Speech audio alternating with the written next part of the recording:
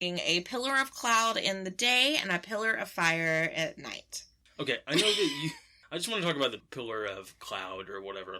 The other day I tried to point out that if you walk outside, I feel like almost every other cloud you look at, if it's a cloudy day, could be considered a quote-unquote pillar. Like, I don't know. I mean, like a horizontal pillar, maybe. Yeah, well, some of them are horizontal, but, like, there are, like, I don't know, ones that kind of go up and down, kind of look like columns. Yeah, and it could have been, a lot of natural phenomena, too, right? They could have been... like cloud of like a dust storm. They are in the desert, right? That is, that they're just kind of following behind. Yeah, it could have been just like a dirt devil or a sand kind of tornado type thing. Yeah. I don't know about the pillar of fire, but I'm sure. My thought is with the pillar of fire is... lightning bugs. Just a giant 10 million fireflies. That's what that song's really about. Yeah, my thought is, natural phenomena. Some sort of meteorite passing by. Like, we recently had the meteorite. Was it a meteorite that passed by? The comet. The comet, yeah. Mm-hmm. I mean, it wasn't really as bright as what you might expect, but I could see how you could have, like, a pretty big pillar. Yeah, but there's also a whole, like, world of light pollution now, so... True. Yeah, so...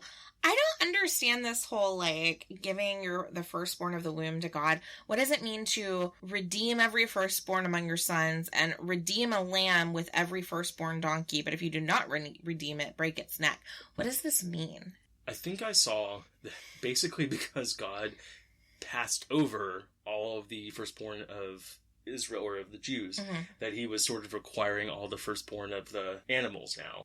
Like, I mean, so why? I don't know. And then, like, if these are his special chosen people that he wants to reward, why did he allow them to be in slavery for 430 years? Why are all of these horrible things happening to them?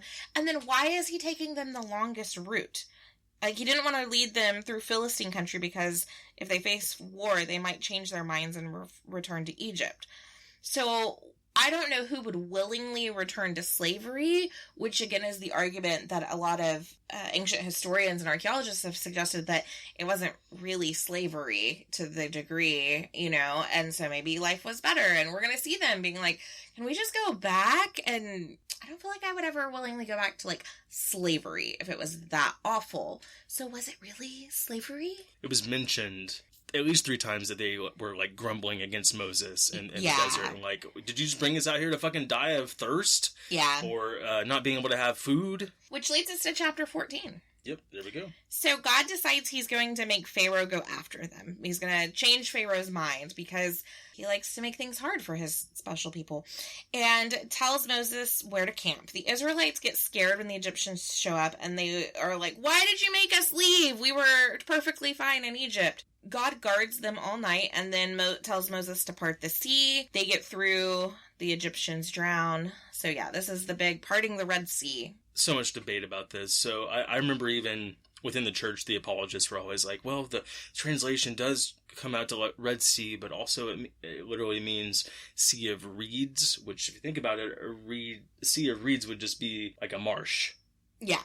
Right? So, but then I never realized that there was an easterly wind that came across and was apparently blowing the sea into a wall, and that's what caused it to be like passable or something. So it's just like, but if you think about it, and then God made all of Pharaoh's like chariots and horses get like stuck, and so. But that makes perfect sense though if they got stuck in a marsh. Yeah. So. So of course we're still, trying to justify this, right? Even though it clearly didn't happen. Well.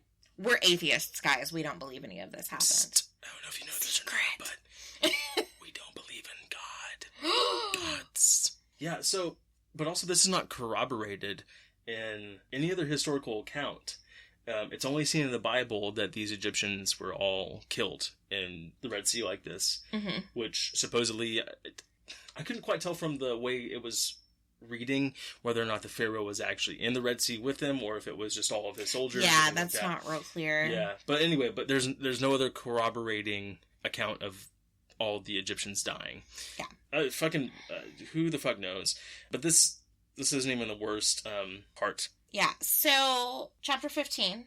The first part is just a song recounting the experience of what just went down and praising God. It's the song of Miriam, his sister, and Moses, but my verse never actually mentions Miriam in here, or my version, so it's weird. It never mentions Miriam? No, it just, the heading says the song of Moses and Miriam, but then it never mentions Miriam. Does yours? I don't think it does. No. Yeah. So I don't know why we know this is the song of Moses and Miriam. Mm-hmm. But I don't know. I mean, I too enjoy singing a song after my weird cultish god causes a lot of people from another non-chosen race to drown in the sea. Yeah. So then after this long, praising God, making him feel good about himself, then they wandered around and couldn't find water, and they were like, Moses, we can't find water. And so they prayed and God gave them water. Mm-hmm. I want to point out that in this song, they talk about in your unfailing love to God. In your unfailing love, you will lead the people you have redeemed. No words. Got nothing. Yeah. Fuck you, God, if you're just gonna kill other people, supposedly you made. However, I will say this. In chapter 15, verse 11, it says, "Who is like you, O Lord, among the gods?" Again, we're seeing more ideas that this was just a local god to the Jewish people. He's trying to, work his way up among the ranks of the gods, and he's trying to show that, he can lead his people out of some weird shit that he got them into. Sometimes when you're playing a game and you fuck up and you go down the wrong path, or you don't get the item you need, that's kind of what's happening with, I think, Yahweh right here, is he's just trying to get back on the right path. Yeah. He's not doing a good job of it. It reminds me of in that Miracle Workers show from TBS where Steve Buscemi plays God, and he's just like, his siblings are also gods of their own planets, and he's like the deadbeat brother with like terrible ideas who keeps screwing up and. Yep. And I'm like, that is the most accurate portrayal of Yahweh in, yeah. Mm-hmm. All right, chapter 16. So the people are really hungry because they're walking in the desert, and they're on the 15th day of the second month that they've been free. And so they're hungry and complaining, and God gives them quail in the evenings and manna, a type of bread that springs from the dew in the mornings. They're only to take just enough to eat every day. That was God wanted to see how well they would follow his orders. But some didn't listen and saved it, and then overnight it got rotten and maggoty. And then on the 6th day, they were told to gather twice as much, and Moses told them to cook it and save it, and it didn't rot. It's a miracle. It's like cooking your food makes it not go bad as quickly. Miracle.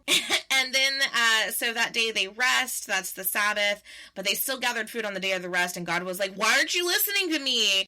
And then they decided to listen, apparently, and he told Moses to preserve some manna in a jar. So I guess he was telling him how to make a sourdough starter. Just in my interest, there's several different ideas of what the manna was, but there's like a bush that's actually called, I think, the manna bush or manna from heaven in the Sinai Peninsula, and it's his little fruits or whatever on there, Those were probably what it was. Yeah, little something to eat. And then it gets preserved for I think it said 40 years. So it's like a commemoration, some of it. So yeah, I mean, it's just a starter. It's a yeast starter is what it becomes. I also was like, all I could picture was the scene in Lord of the Rings, The Two Towers, where it's like, we ain't had nothing but maggoty bread for 3 stinking days. Yep. Yeah. But it seems like, again, God is just sort of making this shit up as it goes along. Like, he didn't really think about where to lead them for food exactly, It's just like this had to start complaining before anything was actually done. God really needs a personal assistant to, work out these details. Okay, so I want to go back, too. So in chapter 15, it talks about there being some bitter water. So they were all thirsty, of course, because, humans need fucking water. They went to this place and it had bitter water, but apparently Moses threw a fucking log, a tree, into the water and it made it sweet. So I'm curious about what my druid side is like. Oh, what wood out there makes things like sweet if you throw it in something. So, chapter 17, they're thirsty again. There's no water. Not that kind of thirsty. Yeah. Well, apparently they were, because they get banned from having sex for 3 days. So, soon. But that comes in a couple of chapters. Spoiler. So the whole Israelite community is just, they're fighting with Moses. And they're like, we're going to die. We need water. Moses is like, why'd you bring us out of Egypt to make us and our children and livestock die of thirst? So Moses is like, what do you want me to do? They won't listen to me.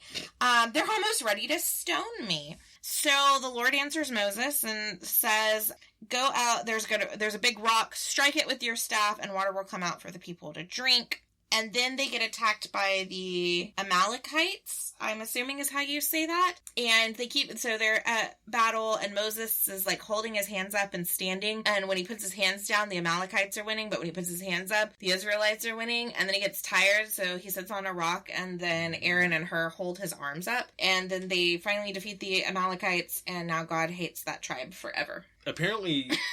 This is how deep the hatred for the Amalekites or whatever is apparently the word Amalekite means enemy, like the name of the people literally means enemy in the Jewish language. I mean, what a spoiler. That's like they named Darth Vader his father. Like, how did no one see that coming? God, no. But also, there's some speculation that this was put like in the wrong spot of the Bible, and whenever this was revised by the Jewish priesthood class or whatever, they put it in the wrong spot. This really should have gone toward the end of Exodus / the beginning of like Joshua and Numbers and all those sorts of ones, because basically it mentions Joshua, and then after that I don't think it mentions Joshua in the rest of they copy and pasted it to the wrong part of the document. Yeah, copy and paste. Those fucking aliens came in with their complicated computers, and who are the Amalekites? Like, who are they descended from? They are from Esau. The good guy, the cool brother, the chill brother. Mm-hmm. I like Esau. Yeah, the Edomites, which I think actually becomes, aren't they ancestors of the Ishmaelites, or is that right? They would be descendants of the Ishmaelites. No, Jacob and Esau were both descended from Abraham. That's right, yeah. From Isaac. Mm-hmm. From Isaac, yeah. Yeah, okay, so the Ishmaelites are a different branch, but yeah, these are supposed to be Esau's descendants. And anyway, so it's in a weird spot. So, chapter 18, we've got a family reunion, guys. Everyone loves a family reunion. Oh, good old Uncle Jethro. Which is Moses' father-in-law, hears about all of these wonderful things that Moses' God is doing. So he takes his daughter, Moses' wife, and their 2 sons, and goes to meet up with Moses. And so he hears about all of these things from Moses that their God has done, and he's like, you're right, your God is the best of the gods, so now I will worship your God.